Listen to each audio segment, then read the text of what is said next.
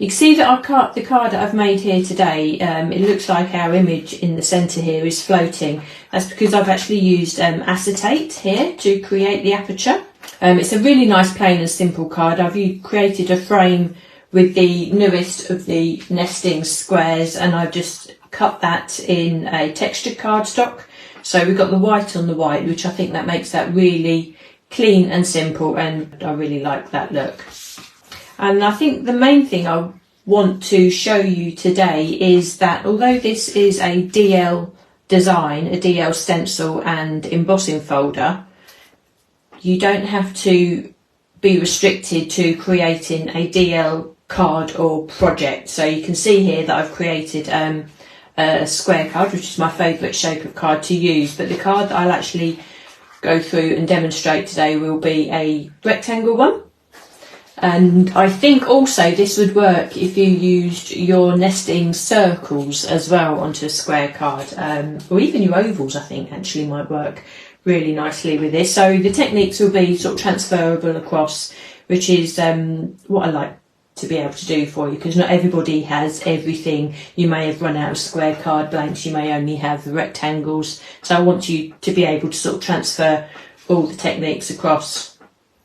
So I think what I want to show you today really is that you can use the stencil in a couple of different ways, and what I want to do is to stencil the background for you. I want to do that separately, and then I shall go on and I shall stencil the lighthouse separately, because you'll see here that I've just decoupaged that.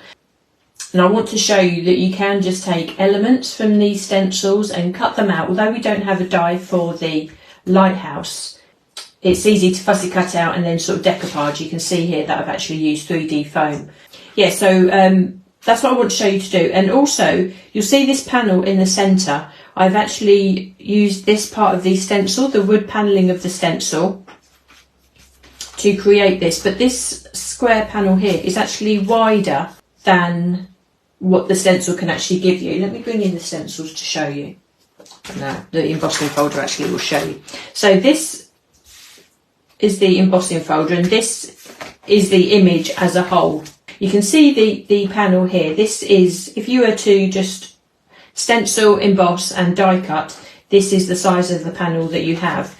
Now if I bring in or put this alongside this panel that I've got in the centre, you see that it's an awful lot wider.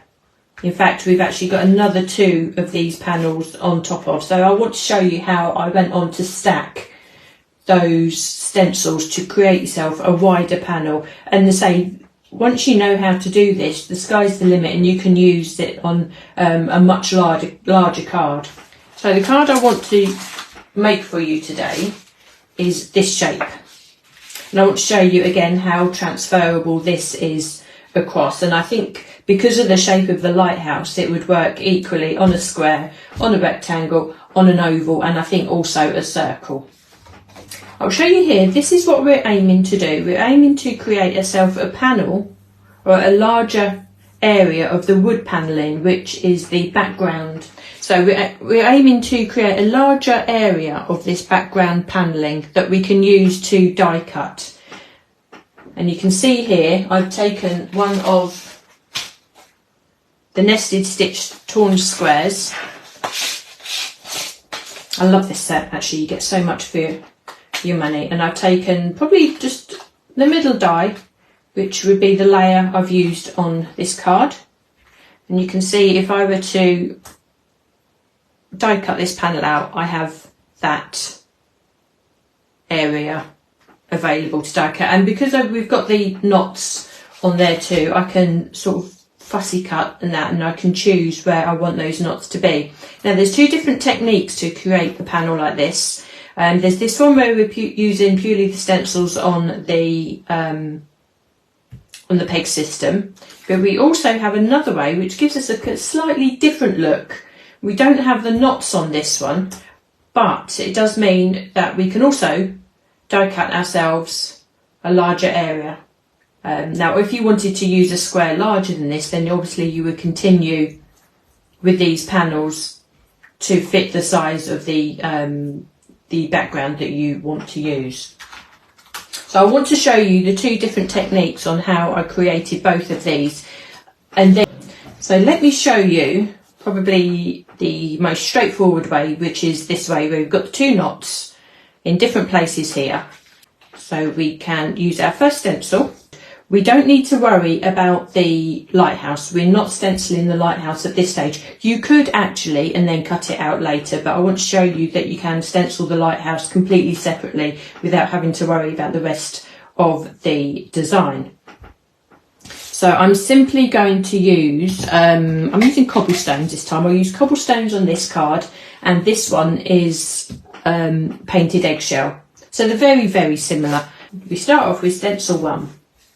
And we're only working on the area that will contain our wood panelling. So we're not worried about the lighthouse on this side. So therefore, on this particular occasion, we don't need to use stencil 2. We don't need to use stencil 3 or 4 or 5. But we come on to stencil 6 and we see our first area for our wood panelling. So there we are, we just stencil that.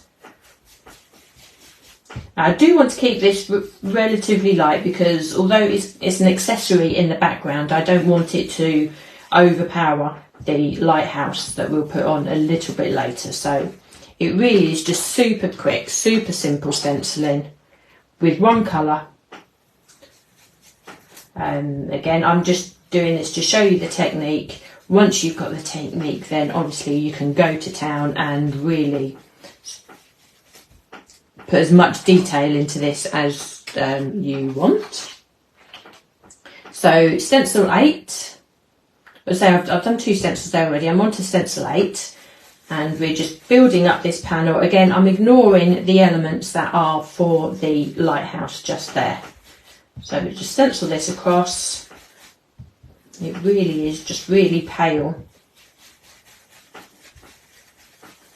Your brushes, your Wonder brushes are perfect for this because you cover so much area really quickly.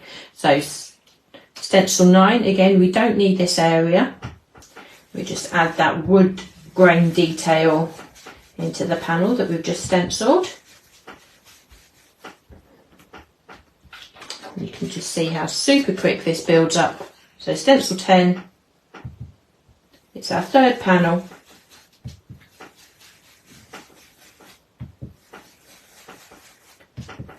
I suppose when I'm doing these empty panels, I'm perhaps concentrating and putting a little bit more ink along what would be the lower half when we turn this around.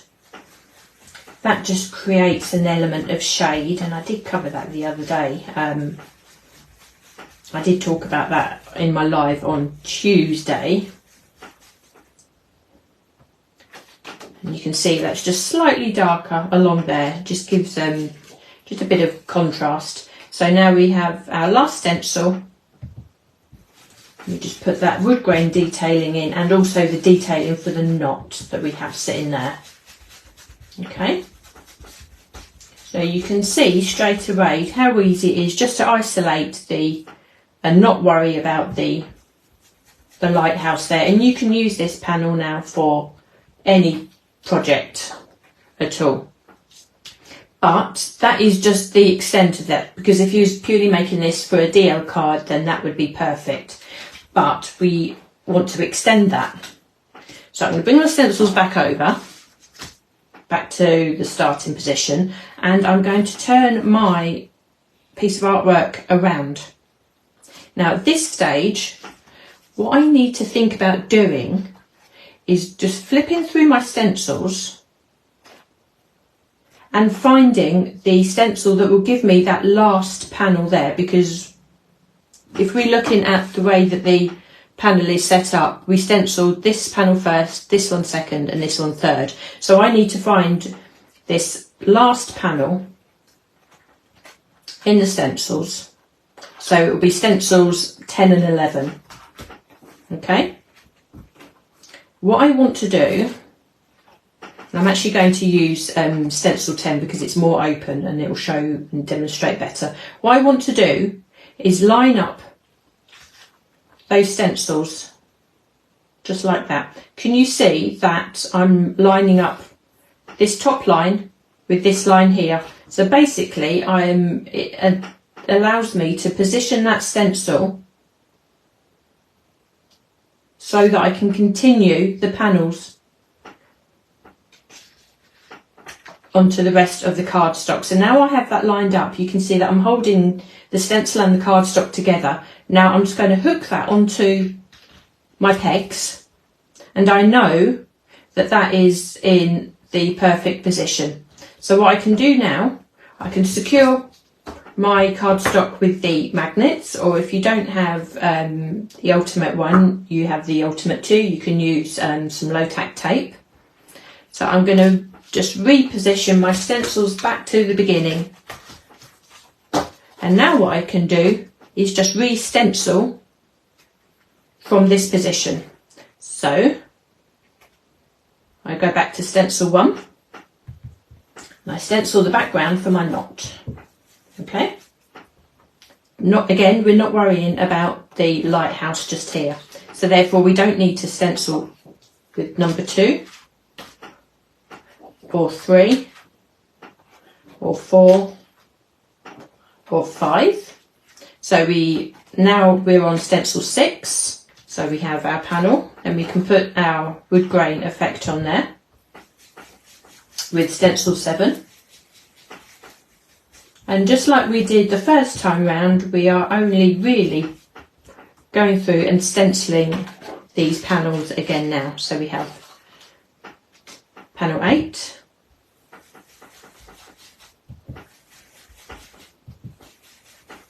and you can see how quick this builds up. So if you did want to do a larger panel and use a longer piece of card, then it would build up really quick. So we can put our wood grain panel on there, our wood grain detail.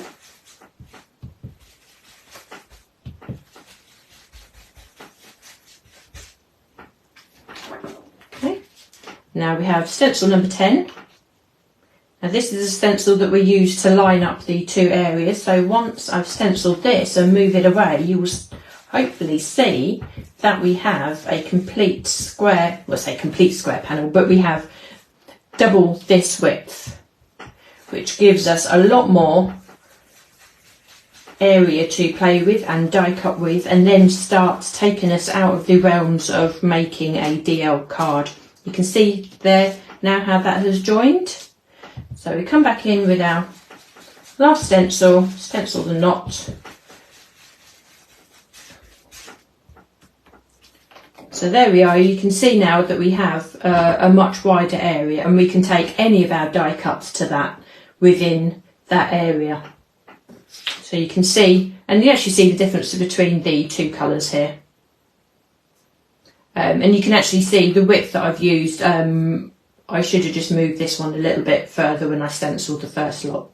So that would have worked. So you can see the difference in the 2 colours. So we have cobblestones and we have painted eggshell, and that would give our first, that's the first technique.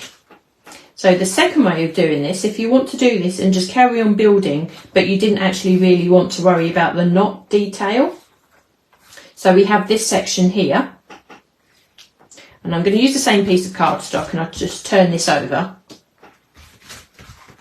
We bring our stencils back. But what we want to do, we just want to skip a few of the stencils, and we just want to skip to the ones where we have the wood panelling. So much the same as we did before, where we skipped all these stencils which had a lot of lighthouse detailing. We want to skip to these ones that have got these panels, okay? Now this time round we don't necessarily need to worry about our peg system. And I'm going to put the stencil on the pegs for this one, and I'm going to just line up my cardstock just so that it's right on the edge there, and I'll stencil this, and you'll see where I'm going with this in just a second. So we stencil that first layer.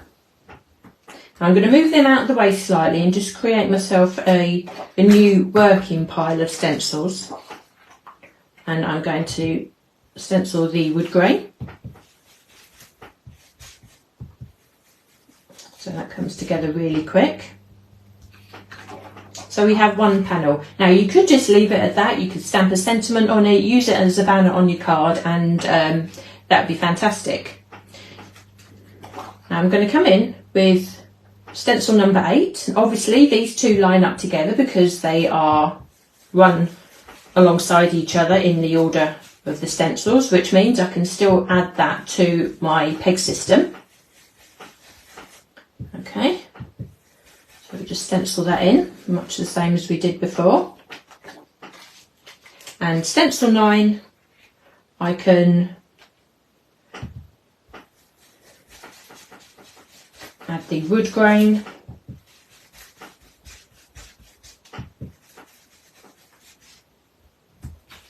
So we have a double width panel. Now I don't necessarily want to use stencils 9 and 10 because they have the detail for the knot, and it's if we just want a plain wood panel without any sort of nautical theme on there, then we don't necessarily need to use stencils 10 or 11. But what we need to do, we need to bring these stencils back round. So still working with number 6. We're not putting it onto the pegs this time. What we're doing, we're bringing it down, so we're going freehand. We're going a bit rogue if we can manage, but I think we'll, you know, it really isn't too tricky this, but we just line this up. So we are now just working towards the next panel. So we line up this area of the stencil with what we have just stenciled there. So just line that up on the two, make sure they're in line down the side. Now I'm holding this because I'm comfortable doing that. You can tape this into place, you can add your magnets. But what we want to do now is go ahead and stencil again, okay? And because there's not too much intricate detail in this, and we're not too fussed about changing colours, it really is, just quite straightforward stenciling through this aperture. So we take that away and you can see that we've lined that panel up perfectly with those two. Now we want to add that wood grain detail. Because we can see the panel that we've just stenciled, we can easily line up our wood grain on top of that and stencil. Now again, I'm not too worried about this being sort of greatly detailed or greatly stenciled. I just want a hint of that wood grain, so I can just simply stencil through that. And we've built up our 3 panels. Now we can continue to stencil number 8 and do exactly the same and line that up again. So we're now working onto our next panel. You don't have to use the 4 stencils, to be honest. You could just alternate these 2 stencils or these 2. Because what you really are doing is just building up the panels next to each other, and it does mean that you can just stencil on and on and on. So we have now 4 panels and add our wood grain in exactly the same way.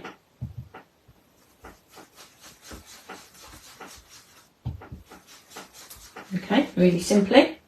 So we now have 4 panels. I bring these stencils across because these are the ones I'm working with at the moment. And again, I think you get the picture. We can go ahead and stencil another panel. And it's possibly that this way round you would actually have the opportunity to just go on and on and on. You could do a whole A4 sheet if you wanted to. You can see now how this is building up actually really quite quickly and going freestyle and coming off of the peg system. Quite straightforward for you to master. So there we are, you get the picture of where we're going. And if I bring in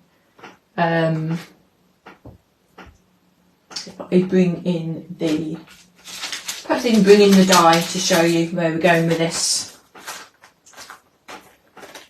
That the area that I've stenciled is now far wider than what the die gives. Now obviously it does mean that you probably can't die cut it with this particular thing, and possibly not even emboss it, but you know, it depends on the project that you're making, doesn't it? So it's just a different technique. It's just something else that you can think about, just some, you know, another technique to create a different effect on your card. So there we have that now. So we have our two techniques, which means that we can now create the panel that we are going to sit our lighthouse on.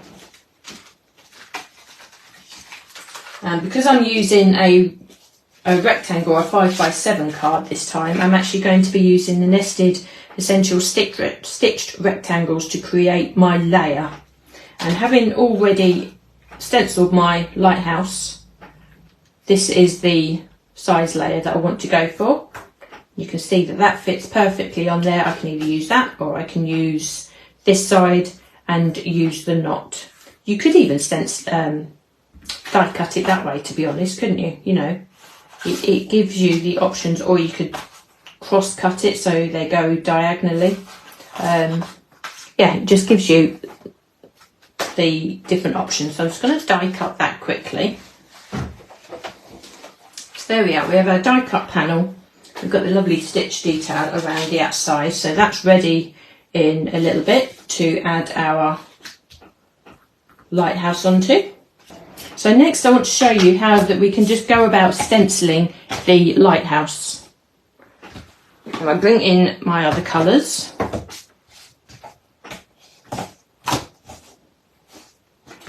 I only need to use a small piece of cardstock for this because it is just the lighthouse I'm stenciling. So now we can use our peg system and we can just concentrate our cardstock where the lighthouse is going to be. Now I am actually going to go with the traditional colours that Lisa's used on the stencil packaging because I think it just works so well, and when you're working onto a white cardstock I think the red of the lighthouse there is just really striking. So we're going to stencil the base of the lighthouse with the dark brown. Now unusually for me actually, if you watch regularly you know that I usually go really light colours, don't I? But I am actually going to go really bold, and I'm going to go as dark as I possibly can just to create the effect of the lighthouse. Now that, because this is the rock that it's sitting on, that's going to go really dark. So that's stencil 1. Stencil 2, we have the boldness of the red coming into the lighthouse. So what I chose to do this time is use the interference and the golden sun shimmer. It's actually really lovely orange, but it's a nice orangey red, and it's got the interference of the gold in the background, so it just really reminded me of it being on the sunset. Using the interference just gives you that lovely summer shimmer in the background, and that works really well. I'm not a lover of red. You won't find me using red very often at all, unless it's in little accents, but this is a beautiful corally, pinky, orangey red, so that I think works really, really well. Okay, I'm just going to put that one away because we don't need that one anymore. Now this one, this layer, which is layer 3, is the white in between. Now obviously we're stenciling onto white cardstock, so we don't want to stencil with our white ink, but what I will do, I will just use a small amount of anthracite and probably just use what's on the brush, to be honest. And I'm just going to stencil around the outside. And what that is going to do is just create that illusion of shadow, which hopefully will leave the areas that I haven't stenciled look whiter and brighter. So I think that is a really useful technique to use. Now you'll see on the detailing here that it's just this little crisscrossing, which is where the balcony of the lighthouse sits. I will come in with a darker colour for that in a second, but I'm just going to stencil in that shadow on the white areas, and when I pull this away you'll see how that works. I think you'll be I think you'll like the effect that that will give. So I don't want to go too much, obviously.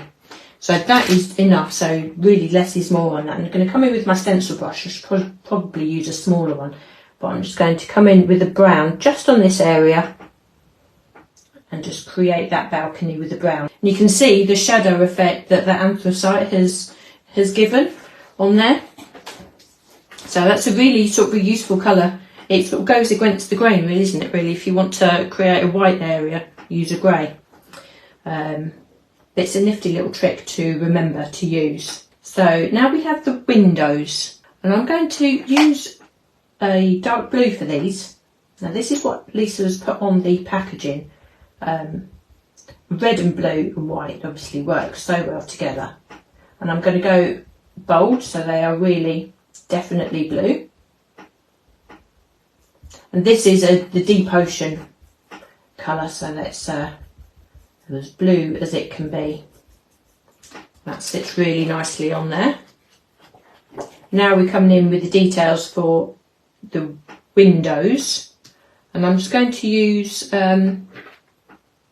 a little bit of the anthracite again. That creates the shadows on the inside, and I found that when I worked it onto this card, it worked really well.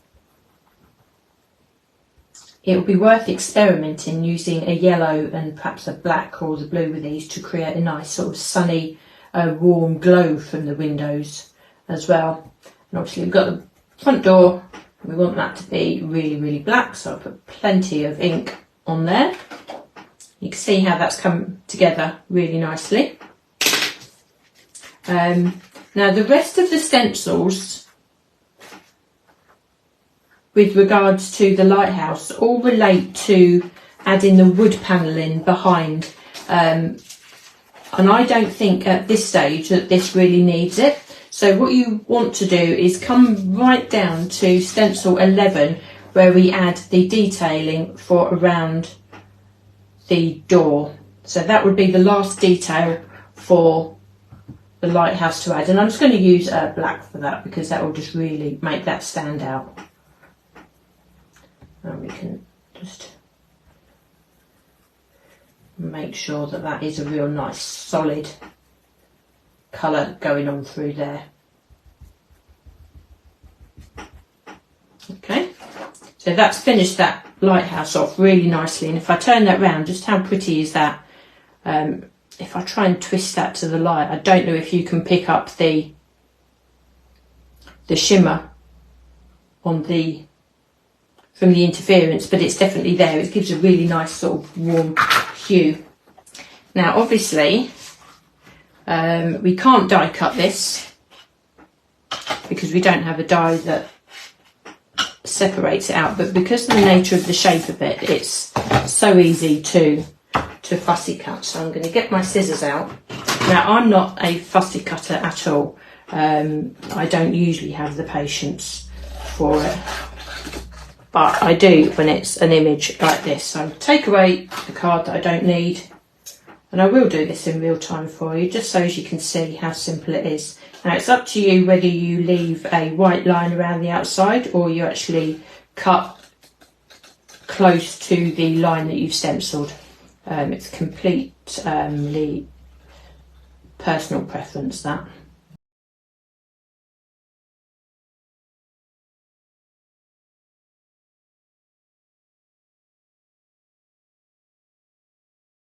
So if we get our embossing folder now,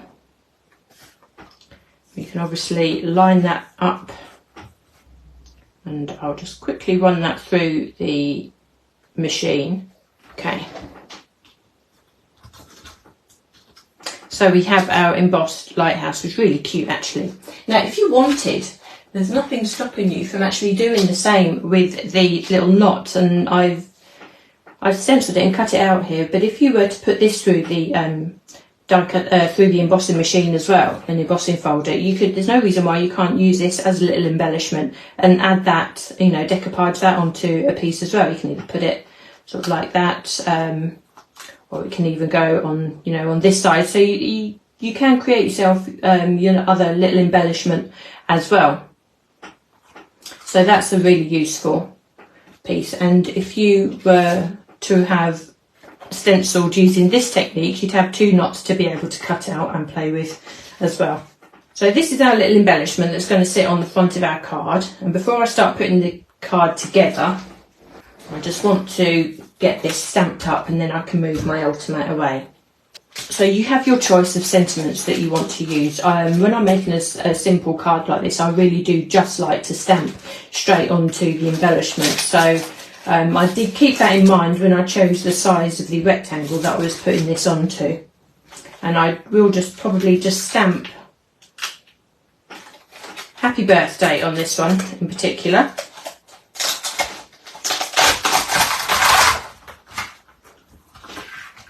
Just peel that off gently. Okay, I'm not die cutting these because I do like it straight on there. Obviously with this set, the Fabulous Font set, you have all the dies to be able to die cut your sentiments out as well. So if you were restricted on the size that you were putting the lighthouse onto, then obviously you can die cut it and you're free to put that sentiment anywhere you want then. But I can stamp that straight onto there, and I know that will give me a nice crisp impression. Tip that away, there we are. I mean, how smart does that look? With the grey and the black stamping, I think that looks really, really smart. So I'm going to put my 3D pads onto the back of the lighthouse.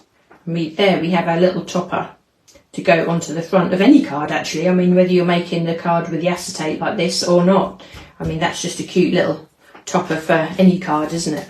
So as I say, the card blank that I'm using, or the card that I'm making this time around, is a 5x7 card. I've used this rectangle set, the scalloped and stitched rectangles, to create the aperture. So I haven't used the largest aperture, I've used the second stitched aperture, and then I've used these two die cut myself a frame from textured cardstock. Okay, so that will sit around the outside of the aperture and make that look really smart. I've also used some acetate from Lisa's Christmas set. I've used the clear this time round, and I just cut that to be just larger. I've been really economical with the size that I've used here, and I've just cut that just a bit larger than the aperture. Right, on the back of the frame, I've added already some tape. You can use glue, but just for speed, she says, not being able to take that off. There we are, just for speed, I'm just going to peel that off. Now before I attach this, of course, I need to remove the film. I'm just going to take the film off of one side to start with, and then I should take off the rest of the film in a second. So I'm just going to layer that down and take off the rest of the film. There we are. Which, once you've used this a couple of times, actually comes away really quick. It takes you a little while to get used to it to start with. And then we have that available to sit in front of our aperture. So, but what I will do first, I'm just going to add a little bit of glue just to make sure that is properly secure. So I'm just going to add along. That is still a little bit tacky as well, because there's still a little bit of the showing around the acetate. So I'm just going to line that up against the aperture there. And that little bit of glue actually just gives you that little bit of wiggle room, just a little bit of open time, just to be able to slide that into position. So there we are, we have a really smart aperture going on. Let's just make sure that that sits before I... There we are, just make sure that that goes down. And now we can add our embellishment directly onto the acetate. Now, what I will do, I'm going to glue this down. I'm just going to place that centrally so that looks like it's floating. You could, of course, if you're familiar and happy with making shaker cards, there's no reason why you can't do this and add a shaker element to your card also. But to hide the workings that you've got on the back, I've die cut myself a second panel that fits my topper here, so I can glue that one on in place on the reverse of the acetate there, so we have a really nice, neatly finished card. So when we close that up, you have a floating focal point on your card, and I think it works perfectly well on both shaped cards.